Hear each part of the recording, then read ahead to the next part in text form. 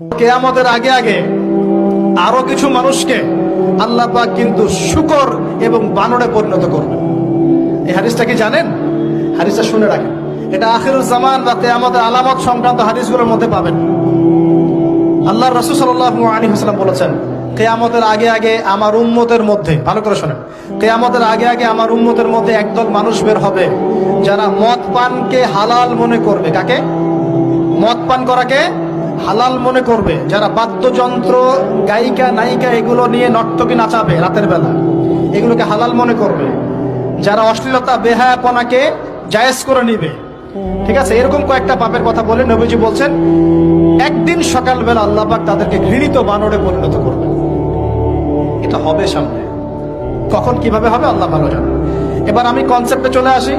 এই যে পৃথিবীতে নেমে আসলাম, তাহলে আমরা কোত্থেকে আসছি ভাই? আমরা কি পৃথিবীর অধিবাসী ছিলাম? আমরা জান্নাতে ছিলাম, ওখান থেকে আল্লাহ পাক পাঠিয়েছে। এবার পৃথিবীতে এসে আদম আলাইহিস সালামের যুগে খুব একটা দুর্ঘটনা ঘটে নাই, একটা ঘটেছে। কয়টা? একটা।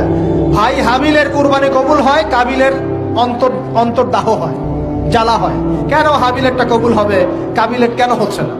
এই হিংসার বশবর্তী হয়ে কাবিল হাবিলকে হত্যা করে ফেলে। হত্যা করে লাশটা দাফন করার পদ্ধতিও তার জানা ছিল না। আল্লাহ কাককে পাঠালেন, কাককে দেখে সে শিখল। প্রথম দুর্ঘটনা হচ্ছে হাবিল কাবিলের দুর্ঘটনা। বলে রাখি, আজকেও নিজের ভাইয়ের বেশে বহু কাবিল মুসলিম সমাজের মধ্যে ঘুরে বেড়ায়। নিজের ভাইয়ের লেবাসে, পোশাকে, সুরতেই বহু কাবিল এখনো কিন্তু মুসলিম সমাজে ঘুরে বেড়ায়। তো আমরা কাবিলদেরকে কাবিলের পরিণতি সম্পর্কে সচেতন করতে চাই। হাবিল বলেছিল, তুমি যদি আমাকে মারতে আসো, আমি তোমাকে মারার জন্য হাত বাড়াবো না। হাবিল জান্নাতে যাবে আর কাবিল জাহান্নামে যাবে। কেন কাবিল জাহান্নামে যাবে? নবীজি বলেছেন, পৃথিবীর প্রথম হত্যাকাণ্ড সংগঠিত করেছে কাবিল।